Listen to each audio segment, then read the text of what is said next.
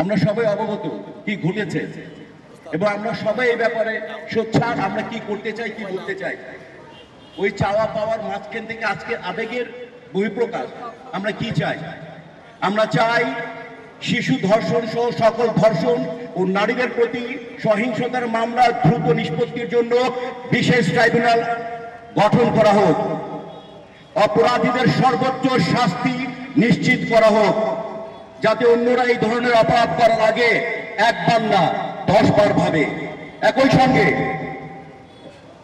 প্রমাণ সংগ্রহ তদন্ত প্রক্রিয়াকে আরো শক্তিশালী করতে হবে, যাতে অপরাধীরা কোনোভাবে রেহাই না পায়। শুধু কঠোর শাস্তি যথেষ্ট নয়, সামাজিক পারিবারিক সচেতনতা বৃদ্ধি, প্রতিরোধমূলক ব্যবস্থা গ্রহণ করাও অপরিহার্য বলে আমরা মনে করি। শিক্ষা প্রতিষ্ঠান, পরিবার, সমাজকে একসঙ্গে কাজ করতে হবে, যেন শিশুরা নিরাপদ পরিবেশে বেড়ে উঠতে পারে। আমরা সরকার, আইন শৃঙ্খলা রক্ষাকারী বাহিনী এবং বিচার বিভাগের কাছে আহ্বান জানাই, অনুরোধ জানাই, শিশু ধর্ষণের বিরুদ্ধে দ্রুত ও দৃষ্টান্তমূলক বিচার নিশ্চিত করুন। একটি সভ্য ন্যায়ভিত্তিক সমাজ গড়তে হলে আমাদের এখনই কার্যকর পদক্ষেপ নিতে হবে।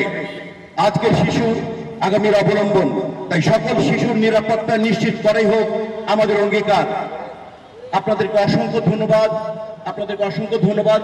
এবং আমরা চাই না আর এখন থেকে আর কোনো আশিয়া যাতে এইরকম অ্যাবিউজ না হয়, আর কোনো আশিয়া যাতে ধর্ষণের শিকার না হয়।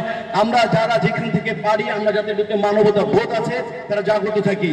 কারা করেছে? মানুষ। কিন্তু আমি মনে করি সে মানুষ নই, মানুষ আকারের সেই ভয়ঙ্কর যে জীবজন্তু যদি হয় তার চেয়েও ভয়ঙ্কর।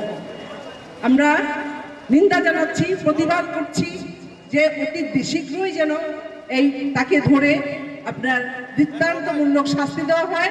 শুধু দৃষ্টান্তমূলক শাস্তি নয়, তার ফাঁসি দাবি করছি। এটা যেন, আমি আইনের প্রতি শ্রদ্ধাশীল, আমি বলবো যেন নতুন আইন করে এই ধরনের যারা ন্যাক্কারজনক আপনার কাজ করছে, অন্যায় করছে, তাদের যেন এই ধরনের এমন আইন করা হয় যেন ফাঁসিতে ঝুলানো হয় আপনার জনসাধারণের সামনে দিয়ে, বলবো আমি।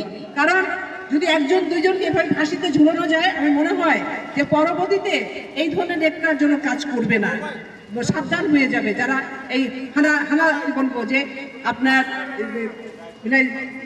কি বলে রেপিস্ট, ধর্ষক, আপনার ভয়ঙ্কর যে আপনার যারা অপরাধী আছে তাদেরকে এইভাবে এই ধরনের শাস্তি দিয়ে আমার মনে হয় তাহলে এই ধরনের অপরাধ বোধহয় আমাদের দেশে কমে যাবে। আর আমি আশা করব, আমি আইনের প্রতি শ্রদ্ধাশীল, আমি আশা করব যেন নতুন আইন করে এই ধরনের ধর্ষকদের, এই ধরনের অপরাধী যারা করে তাদের জন্য অতি শীঘ্রই তাদের আইনের আওতায় আনে, আর যেন তাদের জন্য আপনার ফাঁসির মঞ্চ তৈরি করে ফাঁসি দেওয়া হয়। এটা আমি বলবো। আসিয়ার প্রতি রইল আমার অনেক সমবেদনা। আমরা ব্যথিত, দুঃখিত, এই ধরনের যেন ঘটনা আর বাংলাদেশে না ঘটে, এটা আমরা আশা করব।